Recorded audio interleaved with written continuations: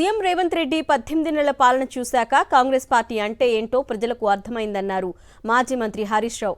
ఇప్పుడు తెలంగాణ ప్రజలంతా మళ్లీ కేసీఆర్ రావాలని కోరుకుంటున్నట్లు చెప్పుకొచ్చారు. అబద్దాల్లో సీఎం రేవంత్ రెడ్డికి పీసీసీ అధ్యక్షుడు మహేష్ కుమార్ గౌడ్ పోటీ పడుతున్నారని సెటైర్లు వేశారు.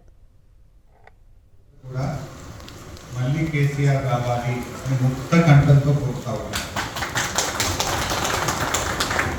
18 నెలల పాలనలో కాంగ్రెస్ పార్టీ అంటే ఏంటో ప్రజలకు అర్థమైంది. ఈ రేవంత్ రెడ్డి పుణ్యమాని మళ్ళా 10 ఏళ్ల దాకా కాంగ్రెస్ పార్టీ ఇతను కూడా ఒకటి చేసింది. ఎందుకంటే అబద్ధాలకు బ్రాండ్ అంబాసిడర్ రేవంత్ రెడ్డికి మహేష్ కుమార్ గౌడ్ కూడా పోటీ పడుతుంది. అబద్ధాలు ఎక్కువ ఆడితే ముఖ్యమంత్రి అయ్యాడు రేవంత్ రెడ్డి. నేను కూడా ఎక్కువ తక్కువ అబద్ధాలు ఆడితే నేనేమన్నా మంత్రి కాకపోతున్నా అని మహేష్ కుమార్ గౌడ్ కూడా పీసీసీ అధ్యక్షుడు ఇండియాలో అబద్ధాలు ఆడడంతో రేవంత్తో పోటీ పడతారు. అంటే ఒక విషయం, ఇక కాంగ్రెస్ 18 నెలల్లో ఉద్ధరించినామని చెప్తుంది. ఏం ఉద్ధరించింది? కేసీఆర్ కిట్ బంద్ పెట్టింది, ఫీజు రియంబర్స్మెంట్ బంద్ పెట్టింది, బతుకమ్మ చీరలు బంద్ పెట్టింది. కేసీఆర్ ఊరూరికి ట్రాక్టర్ కొనిస్తే డీజిల్ పోయడానికి పైసలు లేక ట్రాక్టర్ను మూలకు పెట్టింది.